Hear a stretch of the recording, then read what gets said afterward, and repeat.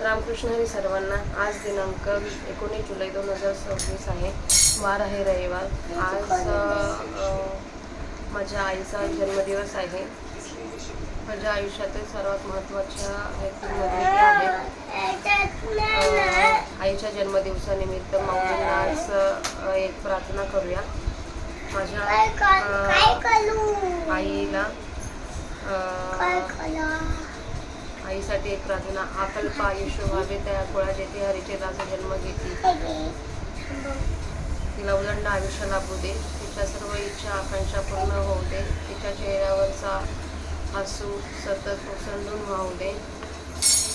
तिला सुखी राहू दे.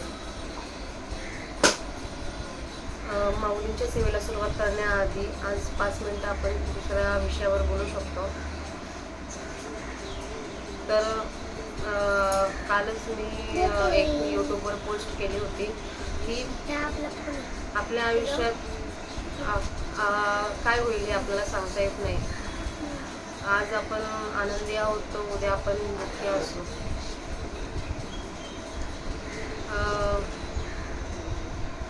माझ्या म्हणजे प्रत्येक माणसाचा एक स्वभाव असतो. तर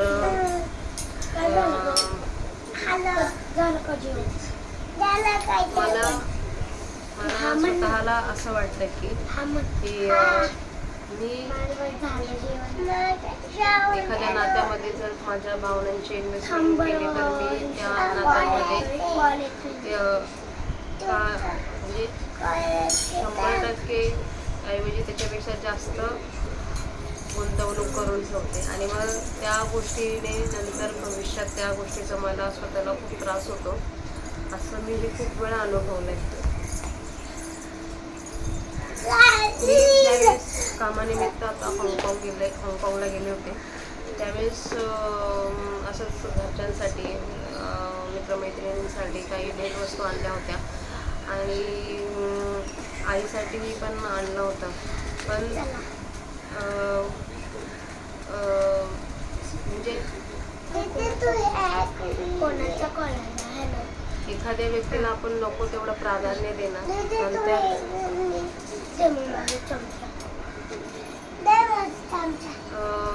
नंतर त्या गोष्टीमुळे स्वतःला त्रास करून घेणं हे सगळं ज्याच्या त्याच्या जागी बरोबर आहे. कारण की आपल्याला कोणीही सांगत नाही की तू मला एवढं जास्त महत्त्व दे. आपणच ते देत असतो. आपण का देतो? कारण की आपल्यालाही कोणी द्यावं, आपल्यालाही कोणीतरी तेवढं महत्त्व द्यावं, आपल्यालाही तेवढं कोणी प्रेम करावं या हेतूने आपण ते देत असतो. म्हणजे ज्याला जे मिळत नाही ना, ज्याला जे मिळण्याची अपेक्षा असते तेच ती व्यक्ती समोरच्याला देत असते. आणि तीच चूक होते माणसाची.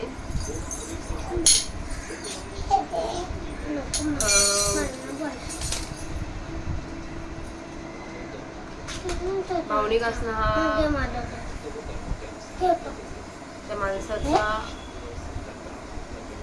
त्या माणसाची चूक नसते. म्हणजे त्याला बनवलंच तसं ना भगवंताने, त्याच्यात त्याची चूक आहे.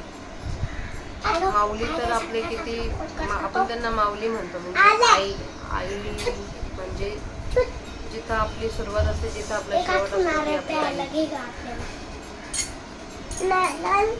ती माऊली जर सगळ्या जगासाठी देवाकडे मागणं मागू शकते. ती केवढी भावनिक होती. म्हणजे माऊली आपले केवढी भावनिक होती. मग आपण भावनिक आहे हा तर आपला प्लस पॉइंट आहे. ठीक आहे. भावनिक असलेल्या लोकांना ना जे प्रॅक्टिकल असतात त्यांच्यापेक्षा जरा जास्त सफर करावं लागतं सगळ्या गोष्टीमध्ये. असं कोणी येतो आपल्याला हवं तेवढा वेळ आपल्यासोबत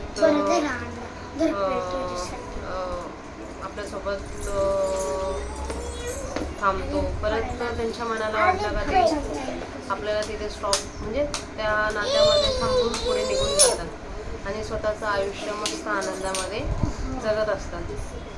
पण आपल्याला वाटतं की आपण जसा शातक पक्षी जसं पावसाची वाट बघत असतो तसं आपण पण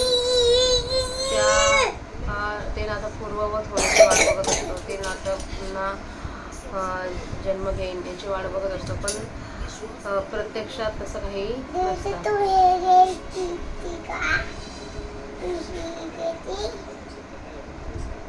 याच्यात पण सुख म्हणावी तर ती आपण भावनिक असल्यामुळे ती आपलीच चूक असते की त्या समोरच्या व्यक्तीची चूक असते.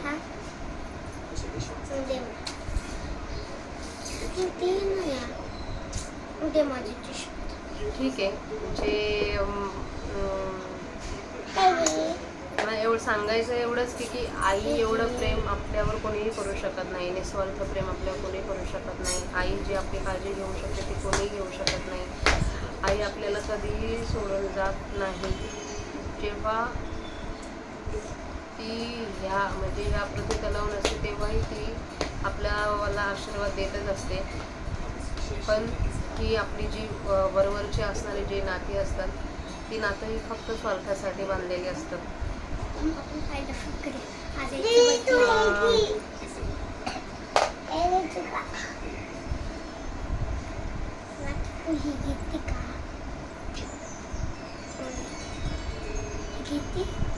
सगळ्या नात्यांचं जर पाया बघितला तर सगळ्या नात्यांमध्ये प्रेम हाच पाया असतो. नंतर विश्वास.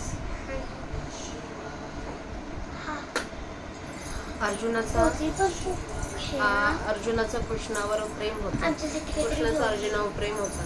त्या प्रेमामुळे अर्जुनाने 18वा अध्याय सुरुवात होण्यापूर्वी म्हणजे 17वा अध्याय जिथे संपला तिथे तेच त्यांचा संवाद सगळा म्हणजे जे त्याचे प्रश्न होते ते क्लिअर झाले होते. पण भगवंत म्हणजे माझ्या कृष्णासोबत माझं बोलणं थांबू नये, माझा संवाद कंटिन्यू राहू, मला त्याला ऐकायचे अजून. तर संवाद स्टॉप होऊ नये म्हणून तो संवाद स्टॉप होऊ नये म्हणून श्रीकृष्णाला परत अर्जुनाने प्रश्न विचारला. म्हणजे अर्जुनाला श्रीकृष्णाशी बोलावंसं वाटत होतं. ते बोलणं थांबू नये म्हणून त्यांचा संवाद होत होता आणि तो संवाद दोन्ही बाजूने होता.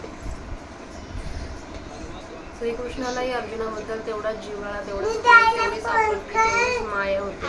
म्हणून अर्जुनाच्या मनातला हा भाव जाणून परत त्याने आहे त्याच्या प्रश्नाला उत्तर द्यायला 18व्या अध्यायाला सुरुवात केली. तर सांगायचं तात्पर्य एकच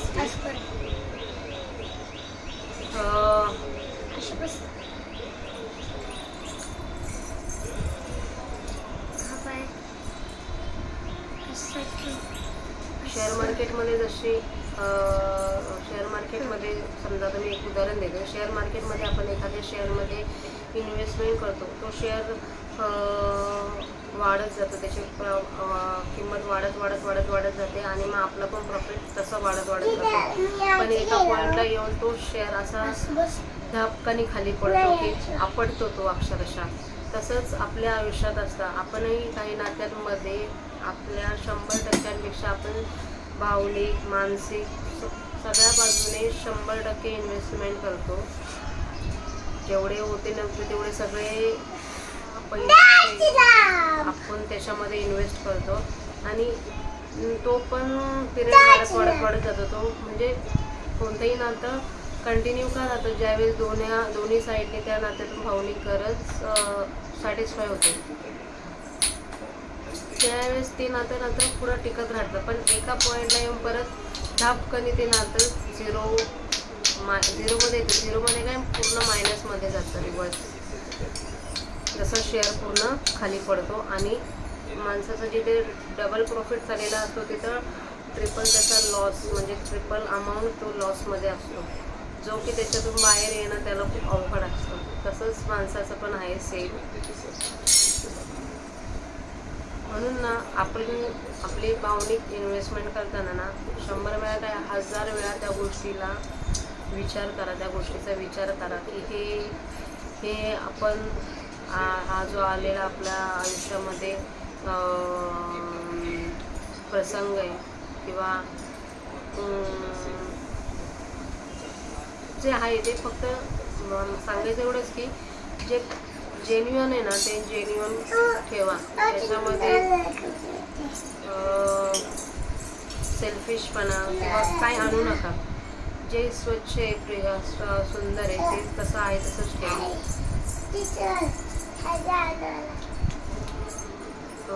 माझी तर माऊलींकडे एकच प्रार्थना असेल, ज्यांनी ज्यांनी देवा खरंच मनापासून कधीच कोणाला फसवलं नसेल, कधीच कोणाच्या भावनांचा गैरफायदा घेतला नसेल, अशा माणसांना ना नेहमी त्यांना जे पाहिजे ते मिळू दे, त्यांना सुखी ठेव. कारण की पैशाचं नुकसान भरून निघतं, पण भावनांचं जे नुकसान होतं ते शक्यतो नाही भरून येतं. वेळेनुसार ते भरून पण येईल, वेळ जसं जाईल तसं ते भरून येईल, पण तो जो एक रिग्रेट राहतो मनामध्ये, कारण की आपण म्हणजे आपणच कुठेतरी चुकीचं होतो, हा जो रिग्रेट आहे ना तो आयुष्यभर पुसला जात नाही. जे ते आपापल्या आयुष्यात आनंदी राहते, सगळे फॅमिलीसोबत, म्हणजे आपण आपल्या आयुष्यात आपल्या फॅमिलीसोबत वेळ घालवतो, टाईम स्पेंड करतो, आणि हे सगळं जे करतो ते आपण आपल्या फॅमिलीसाठीच करतो.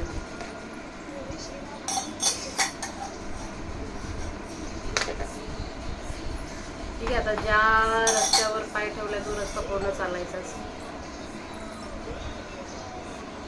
आणि ते चालायला त्यांना मानसिक धैर्य होऊ दे, मानसिक स्वास्थ्य लाभू दे.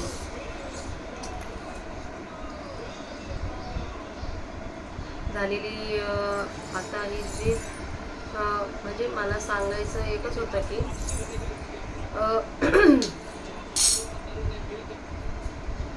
आपल्याला जे भेटतं ना ते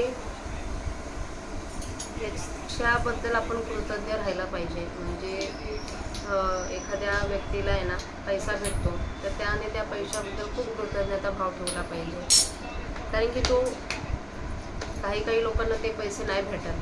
तसंच प्रेमाचं आहे, एखाद्याला आपल्याला खूप प्रेम भेटतं, एखाद्या व्यक्तीला खूप प्रेम भेटतं, म्हणजे ती त्याच्यात त्याला भेटणारी व्यक्ती असते ती त्याच्यावर खूप जीवापाड प्रेम करत असते, की इतका की त्याला त्या प्रेमाचा कंटाळा येईल एवढी ती प्रेम म्हणजे समोरची आहे. पण त्या कंटाळा करण्याऐवजी त्या व्यक्तीने त्या प्रेमाचा आदर केला पाहिजे, रिस्पेक्ट केला पाहिजे. कारण की त्याला समोरची जी व्यक्ती त्याच्यावर जी प्रेम करते त्या व्यक्तीला ते प्रेम भेटत नसतं, म्हणून ती त्याच्यावर एवढं प्रेम करत असते. आपल्याला जे भेटत नाही तेच आपण बाहेर शोधत असतो, तेच आपण बाहेर देत असतो. तर ठीक आहे, झालं आता माझं बोलणं, खूप बोलले मी. आता माऊलींच्या सेवेकडे येऊया. याच्या आधी माऊलींच्या आपण 955 वेळचं वाचन केलेलं, तर आता फिरपुरच्या सेवेला चालू करूया. वक्रतुंड महाकाय सूर्यकोटी समप्रभ निर्विघ्नं कुरु मे देव सर्वकार्येषु सर्वदा. अलंकापुरी पुण्यभूमी पवित्र तिथे नांदतो ज्ञान राजा सुपात्र. तया आठवीता महापुण्यराशी नमस्कार माझा श्री सद्गुरु ज्ञानेश्वराशी.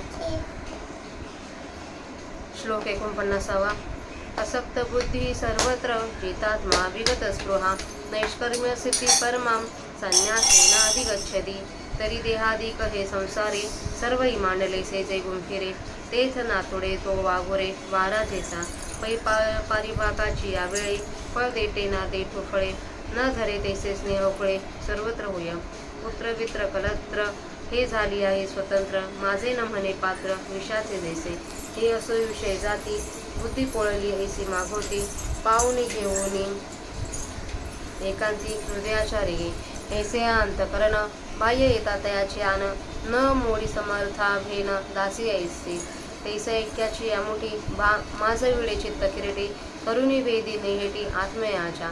तेव्हा दृष्ट स्पुहे निमने झालेसी आहे आगा धडपली या धुए राहेजी जैसे. म्हणून नियमलिया मानसी स्पृहा नासोनी जाय पैसे किंबहुना तो ऐसी भूमिका पावे. पै अन्यथा बोधो आघवा मावळून तया पांडवा बोध मात्रेचे जीवा ठावो होय. धरवणी वेचे सरे तैसे भोगे प्राचीने पुरे नवे तवन उपकरे काहीची करू ऐसी कर्म साम्य दशा होय तेथे विरेशा मग से गुरु पैसा भेटेचे गा रात्रीची चव पहारी वेचले अवधारी डोळ्यात मारी मिळे जैसा का येऊनी फळाचा घडू पारुषवी केळाची वाळू गुरु भेटूनी करी बाळू बुबत्सु तैसा मग आलिंगला पौर्णिमा गुरुनिव सांडी चंद्रमा तैसे होय विरत्तमा गुरु कृपादया तेव्हा अभूत मात्र असे तो तव तया कृपा नासे तेथ रात्र सवे जैसे अंधारे जाये तैसे अबोधाची एकुशी कर्म करता कार्याशी त्रिपुटी असी ते जैसे गाभिनी मारले तैसे अबोधा नाश सासवे नाशे क्रिया जाता आघवे ऐसा समूळ संभवे संन्यासु हा येन मूळ संन्यासे दृश्याचा ठाव घेत पुसे तेथ बुजावे ते अपैसे तोची आहे चेल्यावरी पाहिन स्वप्नीची आती ये डोळी आपण याते काही काळू जाईजे ते मीनेने आता जाणीन हे सरले तया दुःस्वप्न झाला ज्ञातृज्ञ विहीन चिदाकाश मुखाभासेची आरिसा करवती नेलिया विरेशा पाहते पणे विनंतैसा पाहता ठाके तैसे नेनने जे गेले तेने जाणनेही नेले मग निष्क्रिय उरले चिन्मात्रीचे ते तो स्वभावे धनंजा नाही कोणीची क्रिया म्हणून प्रभादोतया नैष्कर्मी वैसा ते आपले आपणपे ऐसे तेची होणी आरोपे तरंगू का वायू लोपे समुद्र जैसा तैसे न होणे निपजे ते नैष्कर्म सिद्धी जाणीजे सर्व सिद्धी साहजे परमहेशी देवळाशी काम आकळसू परमगंगेसे सिंध प्रवेशू का सुवर्ण शुद्धे कसो 16वा जैसा तैसे आपुले नेणे फेडीचे का जाणणे तेही घेऊन असणे ऐशीचे दशा तिय परते काही निपजने जेथे नाही म्हणून मनिपे पाही परमसिद्धी दे परी हेची आत्मसिद्धी जो कोणी भाग्यनिधी श्री गुरुकृपा लब्धी काळी पावे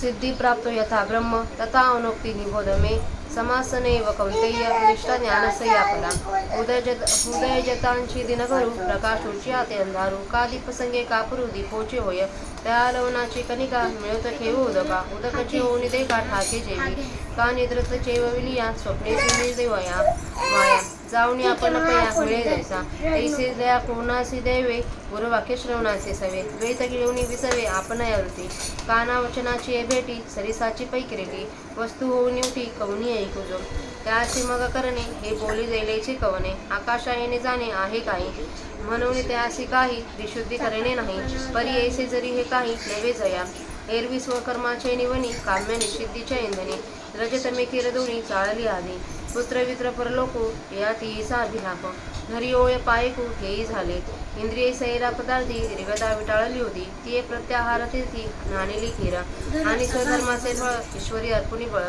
घेऊन गेले आढळा वैराग्य बदल तैसा आत्मसाक्षात्कारी लाभी ज्ञानाची उदरे ते सामुग्र खीरपुरी मिळविले आणि त्याची समयी सदूर भेटले पाही ते वेशी ती गाई वंची जेना परी ओखद घेत घेऊ काय लाभ होय आपुला ठाव का उदय जतांची देव मध्यान्न होय सुक्षेत्री आणि ओलटे विजयी पेरेली गोमटे तरी आलोट फळ भेटे परी वेळे गेगा जोडला मार्गो पांजळ विनेला सुसंगाचाही मिळू तरी पाविजे वांसुरी मिळू लागे शिके तैसा वैराग्य लाभ झाला वारी सद्गुरी भेटला जीवी अंकुर फुटला विवेकाचा तेने ब्रह्म एका हाती एरा आगवेची भ्रांती हे कीर प्रतिदी गाडी केली परी तेची जे ब्रह्म सर्वात्मक सर्वोत्तम मोक्षाचे काम सरे जेत या तिन्ही अवस्था पोटी जिरवी जेगा केलेली अया ज्ञानासे मिटी देजे वस्तू ऐक्याचे एकपण सरे येता आनंद कनुई विरे काही शिनुरोणी उरे जे काही गा ते ब्रह्मी ऐक्यपणे ब्रह्माची ओणी असणे ते क्रमेशी करुणी तेने पावी जेपणे मुकेली यापासी ओगारेली षडश्री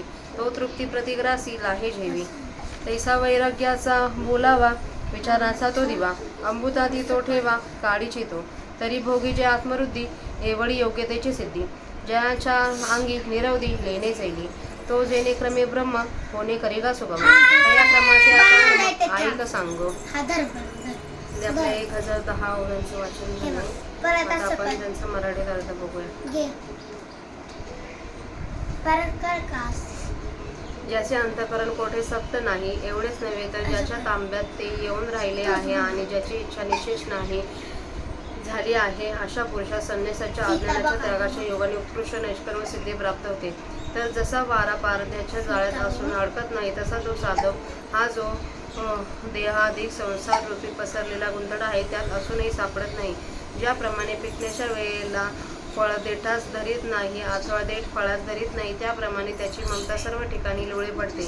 ज्याप्रमाणे वाढलेल्या विषयुक्त अन्नाला कोणी माझे म्हणत नाही, भोजनाकरिता त्या वाढलेल्या ताटाचा कोणी स्वीकार करीत नाही, त्याप्रमाणे पुत्र, धन व कुटुंब ही सर्व त्याच्या मनाप्रमाणे वागणारी असली तरी तो त्यांना माझे असे म्हणत नाही. हे राहू दे. ज्याप्रमाणे कडक पदार्थ हात लावून पोळला असता मनुष्य हात एकदम माघार घेतो, त्याप्रमाणे बुद्धी पोळल्याप्रमाणे सर्व विषयांपासून एकदम माघारी फिरून हृदयाच्या एकांतात प्रवेश करते. अंतर्मुख होऊन आत्मविचाराकडे लागते. राजाने दासी शपथ घातली असता राजाच्या भयाने ती शपथ दासी जशी मोडत नाही, त्याप्रमाणे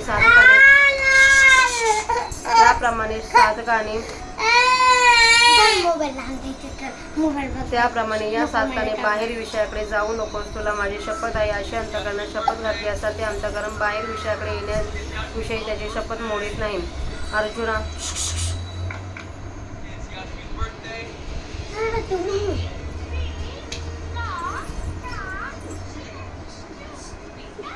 आवाज बारीक कर. अर्जुना, त्याप्रमाणे चित्त एकाग्र करून त्या आत्म्याच्या वेदात जोराने लावितो, तेव्हा राखेने अग्नी दडपला असता जसा धुरू थांबतो, त्याप्रमाणे ऐहिक पारलौकिक विषय संबंधाने जी इच्छा असते ती मरतेच.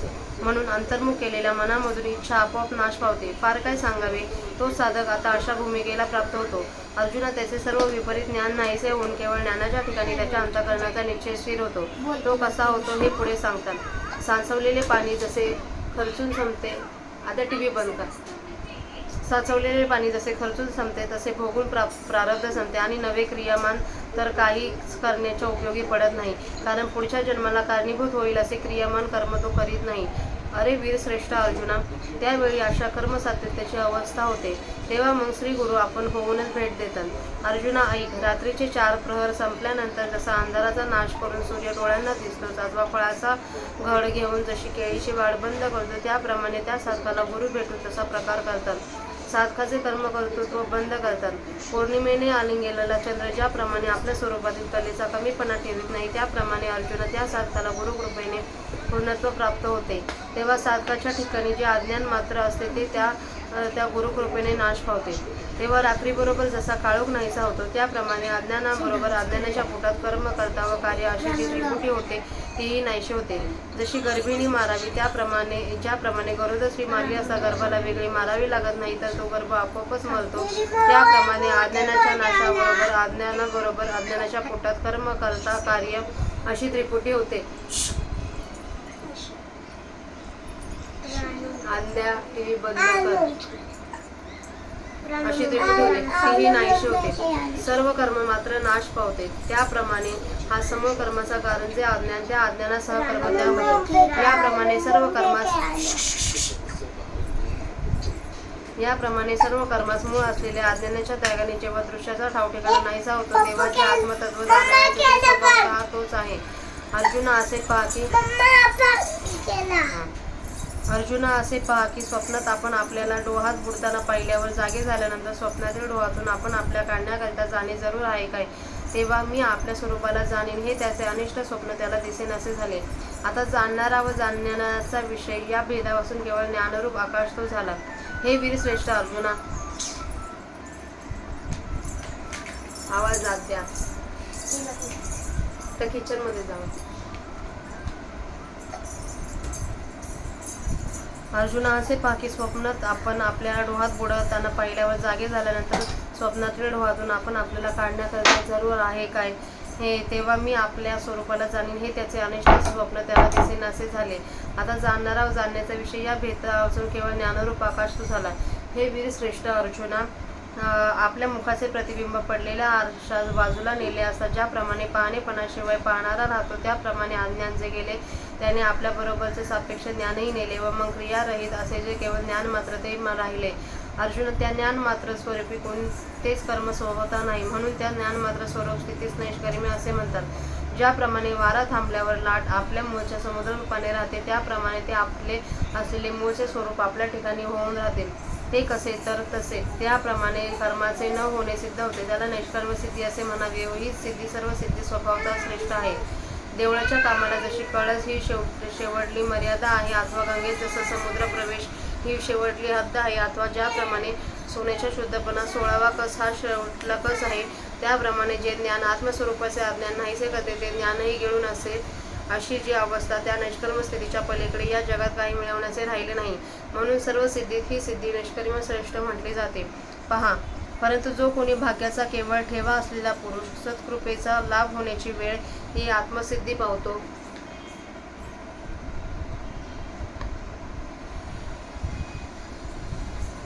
हे कौंतया, ज्ञानाची अखेरची मर्यादा असे जे ब्रह्म सिद्धी वैराग्य पावलेला मंद अधिकारी पुरुष कोणत्या क्रमाने ज्ञान मार्गातील कोणत्या पायऱ्यांनी मिळवते ते संक्षेपाने माझ्यापासून सुरावण घाल.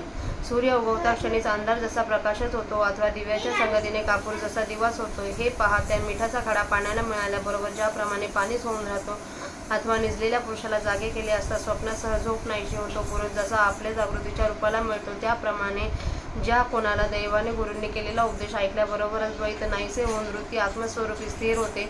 अर्जुना, गुरूंनी केलेला महावाक्याचा उपदेश कानाने ऐकता क्षणी जो कोणी एक आत्मरूप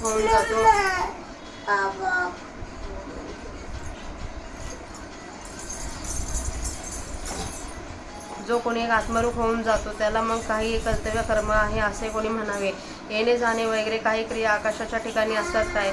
म्हणून असा जो वस्तुरूप झालेला त्याला निश्चय करून काही कर्तव्य कर्म उरत नाही. परंतु ज्या मंद अधिकाऱ्याला महावाक्याच्या श्रवणाबरोबर वस्तुरूप होता येत नाही, अशा मंद अधिकाऱ्याला बुद्धीवरील असंभावनाधिक ज्ञान प्रतिबंधक दोष निवर्तना कर्माधिक करावे लागते. ते कसे ते पुढे ओवीपासून सांगतात. त्याहून उलट ज्या मंद अधिकाऱ्याने म्हणजे आपल्या बुद्धिदोषामुळे महावाक्याच्या श्रवणाबरोबर वस्तुरूप होता येत नाही, त्याने स्वधर्मरूपी कडी नको लावा द्या वस्तू येत नाही, त्याने स्वधर्मरूपी अग्नीमध्ये काम्य व निषिद्ध कर्म करून काष्टाच्या ओघाने प्रथम चित्तावरील रजतम सापेक्ष व मल हे दोष जाळे. शिवाय पुत्र द्रव्य आणि स्वर्गाधिक लोक या तिन्हीच्या विषयांची इच्छा चाकराप्रमाणे त्याच्या अधीन होऊन राहिली असते, हेही त्याच्याकडून झाले. इंद्रियांनी विषयाविषयी त्याज्य असे विचार न करता हव्या त्या विषयात तोंड घातल्यामुळे ती इंद्रिय विटाळली होती. त्या इंद्रियांना शुद्ध होण्याकरिता प्रत्याहारूपी तीर्थात खरोखर स्नान घातले आणि स्वधर्माचे फळ ईश्वराला अर्पण करून त्याचा मोबदला ईश्वरापासून वैराग्याचे बळ मागून घेऊन वैराग्यपद हळहळ केले. ज्ञानाच्या ज्या उत्कर्षाने आत्मसाक्षात्कार होईल त्या उत्कर्षाच्या प्राप्तीची अशी ही सर्व सामग्री त्यांनी खरोखर मिळवली. आणि पहा, त्याच वेळी सद्गुरू भेटले व त्याचप्रमाणे त्यांनी काही ज्ञानाचा उपदेश करण्यात प्रतारणा केली नाही, परंतु औषध घेता क्षणीच रोगाची निवृत्ती होऊन आपल्या मूळची आरोग्याची स्थिती प्राप्त होते काय? अथवा दिवस उगवता क्षणीच मध्यान्ह काल होतो काय? ओल असलेल्या चांगल्या शेतात चांगले बीजही पेरले तर अपार फळ मिळेल, परंतु अरे अर्जुना, काही कालानंतर मिळेल. सोपा मार्ग तयार झाला आणि चांगल्या संगतीचा योगही जुळून आला तर त्या मुक्कामाला पोचणे होईल, परंतु त्यासही काही काळ लागेल.